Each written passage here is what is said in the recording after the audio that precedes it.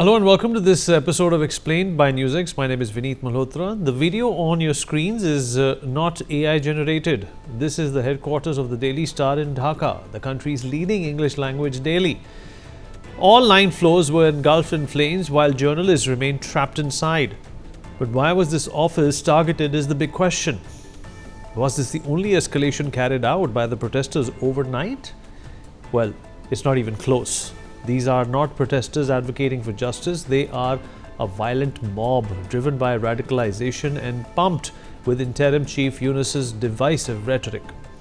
Take a look at what went down overnight.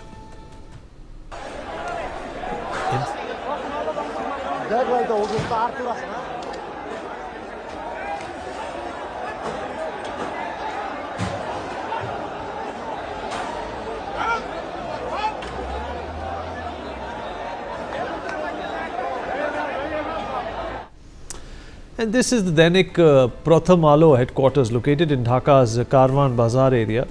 At around 11 p.m., hundreds of demonstrators surrounding the building. They smashed windows, entered the premises, vandalized and looted multiple floors, destroying equipment, computers and dragging out furniture. Once that was done, they set the building on fire. Viewers, this is Bangladesh's largest Bengali-speaking daily newspaper with a readership of 6.6 million annually. The mob viewed this publication as pro-India and supportive of the ousted Awami League and made this bizarre decision as stranded and helpless journalists choked inside the building.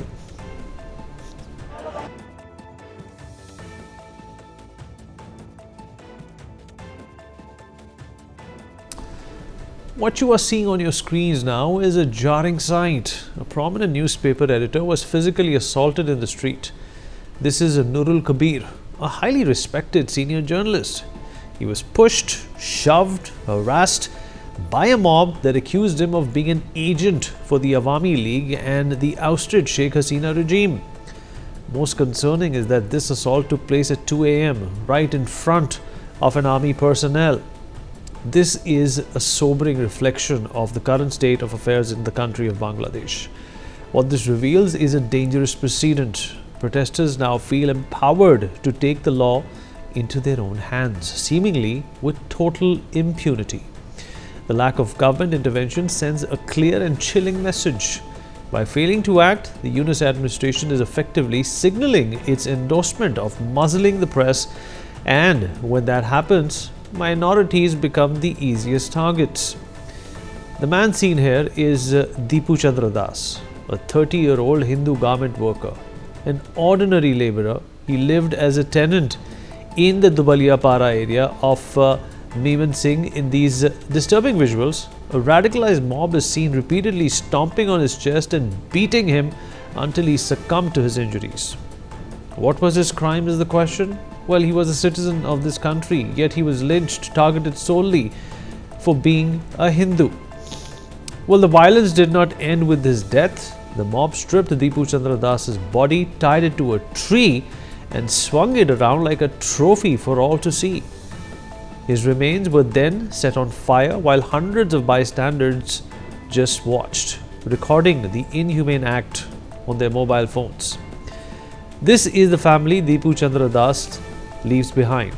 As his mother wipes away her own tears, she reaches out to steady his father, a man who has lost his anchor. But now he is no more simply because a violent mob could not tolerate his faith. This is only one case of hate that has emerged from today's violence, and it leaves us wondering how many more will be uncovered. Over the past year, we have seen a disturbing rise in violence against innocent Hindus that is being systematically fueled. According to the Bangladesh Hindu Buddhist Christian Unity Council, between August 4th and 20th, 2024 alone, a staggering 2,000 incidents of attacks on Hindus, including 69 temples, were reported across Bangladesh within a span of just 16 days. Among the incidents, 157 Hindu families reported their homes being attacked, looted, vandalized and set ablaze. These figures are likely to represent only a fraction of the reality. The actual count is bound to be much higher. Chinmoy Krishna Das, a Bangladeshi Hindu monk, was detained for 5 months on charges of sedition. His attorney, Raman Rao, was later the victim of a brutal assault. In their eyes, their citizenship in Bangladesh was irrelevant. What bothered them was their identity as Hindus, and thus they were muzzled for months on end. The Hindu community is facing a wave of violence they did nothing to provoke or invite, and things are only getting worse for them in Bangladesh. With the military standing by and the government failing to speak out and do anything, the rule of law has been replaced by uncertainty, and it makes us question, is Bangladesh sliding into a state of anarchy? If so, what immediate measures should be taken to protect a community that now fears for its life every single day?